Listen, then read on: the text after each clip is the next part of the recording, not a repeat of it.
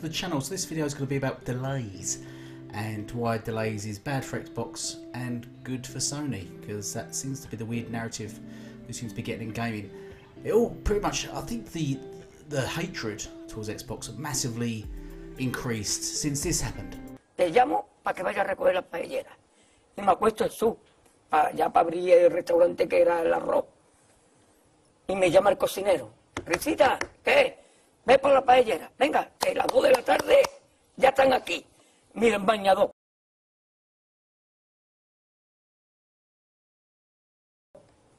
Pues las chanclas, todo despeinado porque no me dio tiempo nada ponerme las chanclas. Bañador. Voy a la playa, había subido la marea.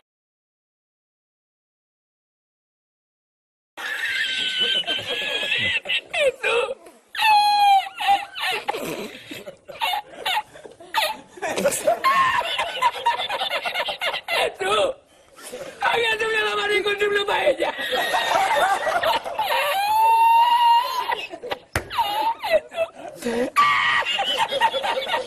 Y la encontré porque estaba la paellera agarrada metida entre las piedras de Chipiona, del faro. Y cuando entro en el restaurante me ve el cocinero con una paellera y a ver la vende paellera.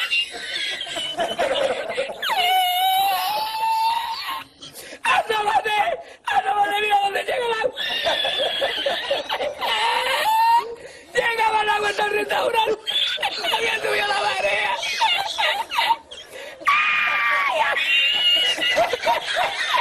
Jesús, hay que hacer ahora con los 2 sacos de arroz. ¡Ay, llama para Sevilla! ¡Llama a Sevilla que traigo paella!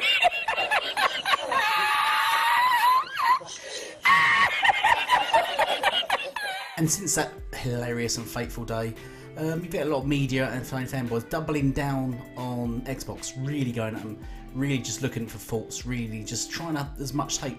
And what's discussed mostly is the media doing this, who are meant to be journalists, and their job is to, well, journalise. I just made that word up, King Fresh, don't use it. And just generally just hate on it. They're meant to be neutral. That, you know, you'd like to think that journalists are neutral and you're given a sort of fair opinion and stuff, an unbiased opinion and stuff. But a lot of these media now like to be biased because clicks sell, and getting people on board and looking at your videos is more important than telling the truth. And IGN are no strangers to this. For a while now, they've been attacking sort of Xbox or just highlighting, I don't know, just comparing the PlayStation and Xbox, and always seem to be taking PlayStation's side, like comparing exclusives, saying PlayStation's got exclusives, Xbox hasn't, but they never do it when Xbox drops a game that's exclusive, promoting it in a good light. They always sort of seem to pulling down Xbox and saying, oh, they should have exclusives, or just not even acknowledging the game at all. And oddly enough, they was on Twitter recently complaining that people were comparing No Man's Sky with Starfield and saying Starfield's getting a lot of hate from fans. Actually, turns out on closer inspection, IGN instigated this whole thing. They started this whole narrative themselves by comparing No Man's Sky against Starfield and doing little comparison videos and stuff. In fact, it's very disingenuous for IGN to do so. They're basically perpetuating their own stories, effectively creating a scenario, then reporting on that scenario. It'd be like a reporter reporting on crimes he's actually committing, just so he can be there first and get the scoop. It's, you know, how dry must you be for content when you have to create your own news? Furthermore, they appear to be making a lot of anti-Starfield videos recently while promoting No Man's Sky. I even reported on how No Man's Sky is now trending. Incredible.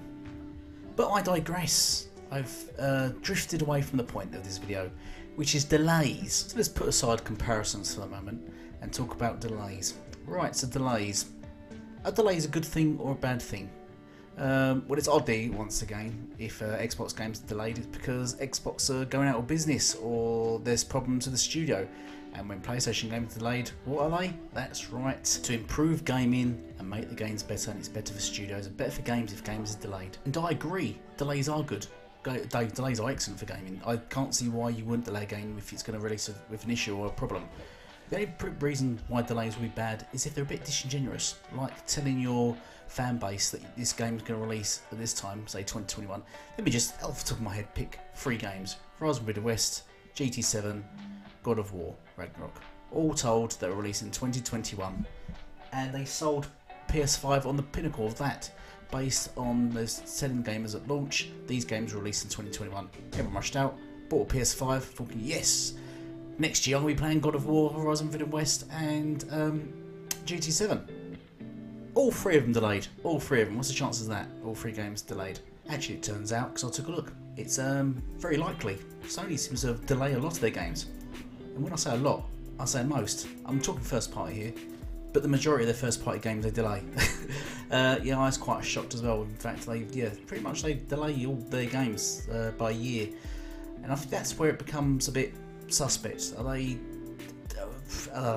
they delaying them for improvements? Because some of these games, as you can see, were not improved beyond what they showed. Or are they just making out a game is going to release to push the hype and the sales of that game? Is there an agenda behind it? I think that's for another day. We'll have to wait and see if God of War Ragnarok is delayed. Because if that is delayed, I will most certainly be doing a video on that shit. Come on, if that gets delayed, that is a big part of bollocks, which we know the media will just skip over and go, yep, they're going to improve the game, don't worry about people.